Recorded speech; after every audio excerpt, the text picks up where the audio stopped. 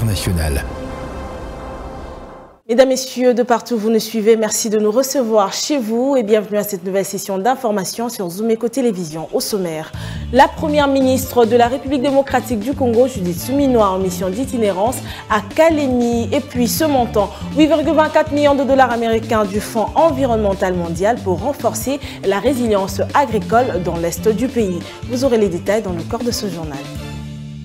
Merci à vous de nous recevoir. Je l'ai dit tantôt au sommaire, la première ministre Judith Suminwa séjourne depuis ce mercredi 17 septembre 2025 dans la province de Tanganyika et ce, dans le cadre de sa tournée nationale. Objectif, renforcer la stabilité et le développement de cette entité.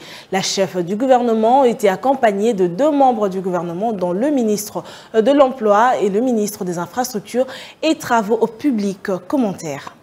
Accompagné de 2 membres du gouvernement, dont le ministre de l'Emploi, Ferdinand Massamba Massamba, et le ministre des Infrastructures et Travaux publics, John Banza, la première ministre Judith Suminwa est arrivée ce mercredi à Kalemi, dans la province de Tanganyika, dans le cadre de sa mission d'itinérance gouvernementale. Objectif, renforcer la stabilité et le développement de cette partie de la République démocratique du Congo. La chef du gouvernement, Judith Suminwa, et le ministre John Banza veulent accélérer les travaux d'infrastructure afin de concrétiser le changement dans cette province. À cette occasion, John Banza, ministre des ITP, a indiqué que Kalemi, comme toutes les provinces, bénéficiera d'un regard attentif et d'une action concrète.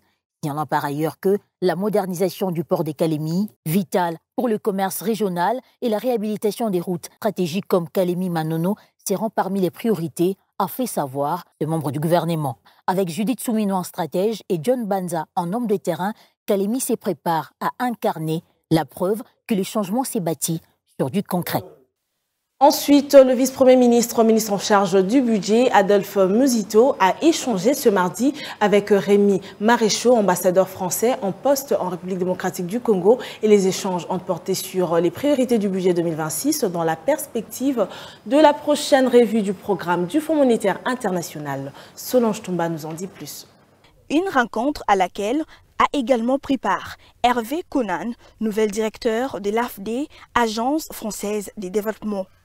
Pour Rémi Maréchaux, c'était important d'écouter les vice-premiers ministres en charge du budget Adolphe Musito sur ses priorités et ses efforts faits par le gouvernement congolais dans les réformes attendues par le FMI. Le diplomate français a également fait savoir que la rencontre était pour discuter de l'action de la France à RDC, des programmes de développement financés par la France et qui doivent nécessairement bénéficier des dotations budgétaires pour leur fonctionnement. C'était le premier entretien que j'ai l'occasion d'avoir avec le vice-premier ministre après sa nomination. Donc pour cet entretien, j'étais accompagné du nouveau directeur de l'Agence française de développement pour la République démocratique du Congo et du conseiller économique de l'ambassade. Donc nous avons discuté des priorités du budget 2026.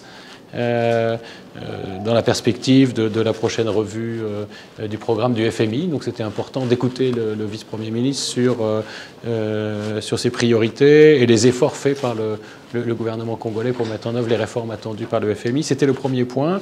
Et le deuxième point, c'était de discuter de l'action de la France en RDC, des programmes de développement qui sont financés par la France et qui doivent nécessairement bénéficier de dotations budgétaires pour leur fonctionnement une fois que le projet est fini. Donc nous avons parlé avec le ministre de nos programmes en matière d'éducation, de santé et d'autres domaines. On poursuit avec la Banque mondiale qui se tient aux côtés de la République démocratique du Congo pour l'aider à parachever une réforme importante mise en place dans la passation des marchés publics. Et c'est ce qu'ont fait savoir les délégués de la Banque mondiale à l'issue de leur rencontre ce mardi avec le vice-premier ministre en charge du budget, Adolphe Musito. Suivez les détails. Ensemble, les délégués de cette institution de Bretton Woods et le vice-premier ministre, ministre du budget, ont fait le point sur les initiatives importantes que le gouvernement met en œuvre avec le soutien de la Banque mondiale.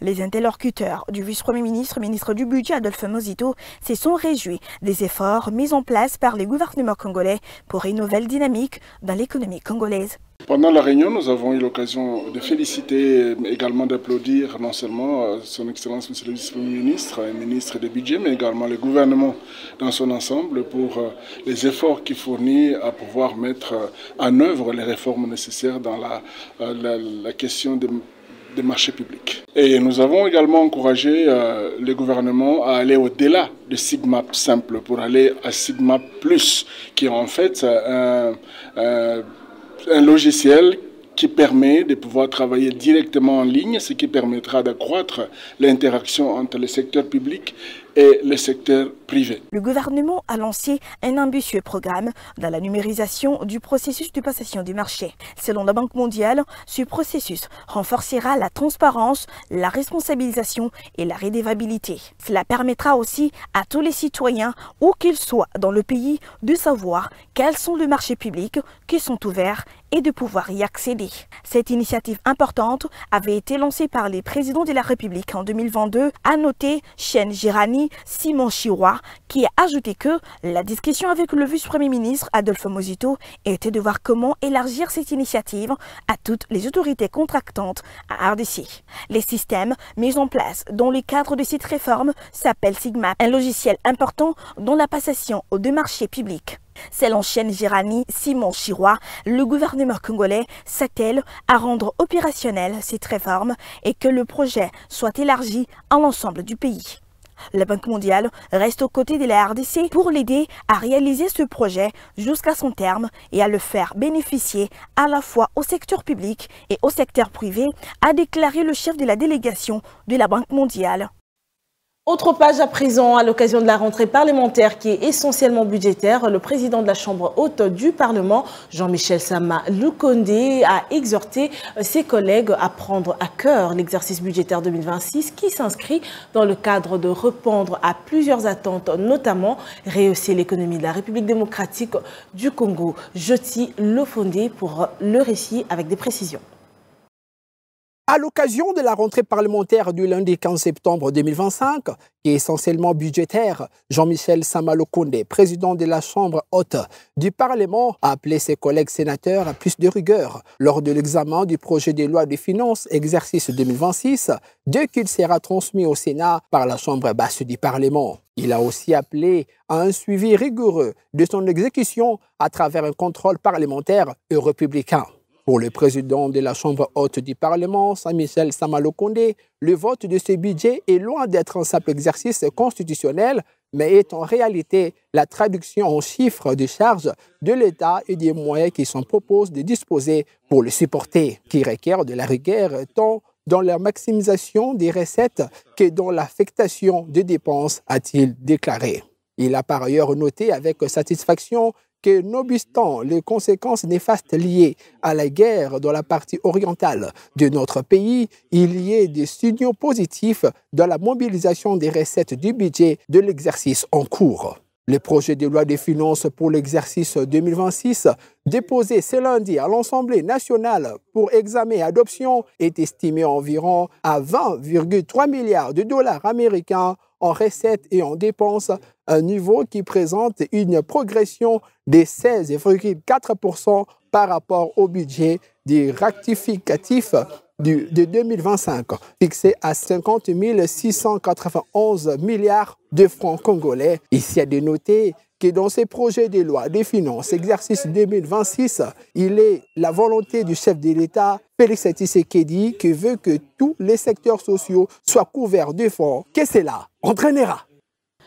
La République démocratique du Congo a obtenu un financement de 8,24 millions de dollars américains du Fonds pour l'environnement mondial à travers son fonds pour les pays les moins avancés. Et cette enveloppe est destinée à appuyer un projet de résilience climatique en faveur des communautés vulnérables des provinces de l'Est. Narzel et Koko nous en dit plus.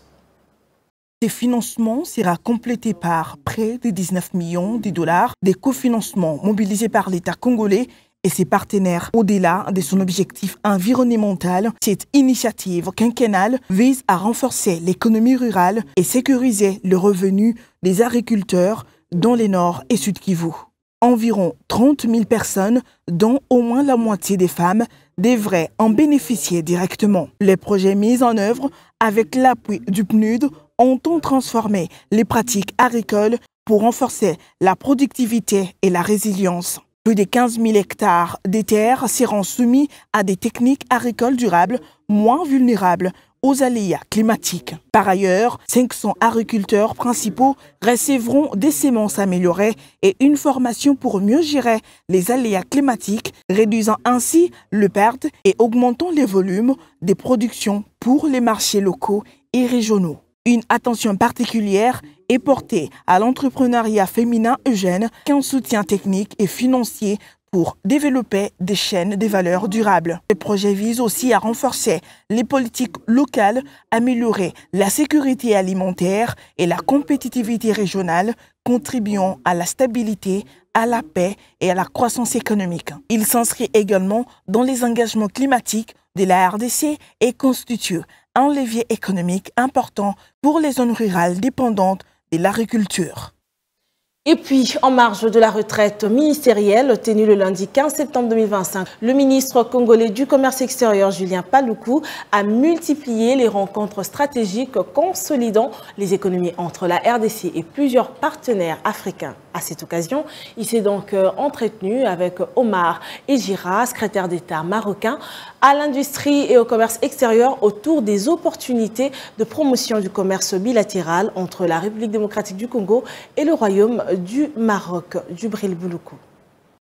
C'était le lundi 15 septembre 2025, dans la capitale du Maroc, que le ministre du Commerce extérieur, Julien Paluku, a eu le privilège de multiplier des rencontres stratégiques en vue de consolider le lien économique entre la RDC et ce partenaire africain. C'était aussi l'occasion pour le patron du commerce extérieur de s'entretenir avec le secrétaire d'État marocain à l'industrie et au commerce extérieur autour des opportunités de promotion du commerce bilatéral entre les deux pays.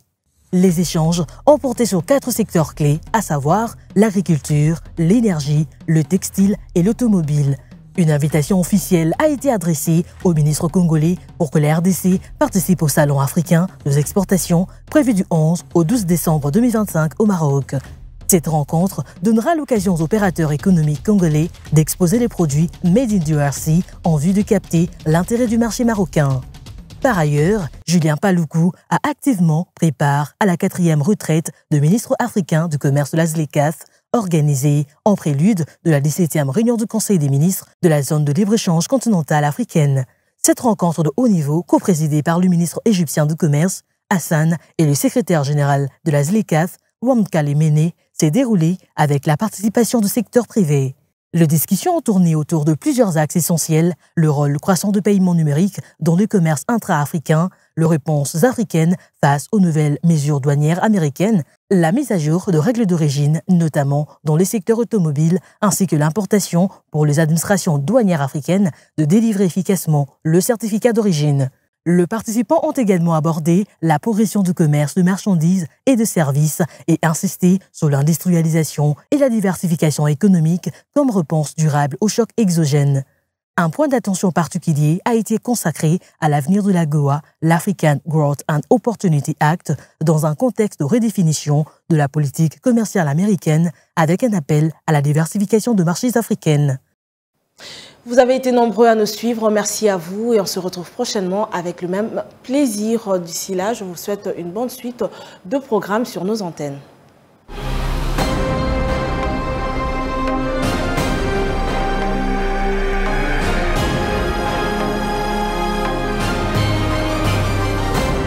EcoActu International.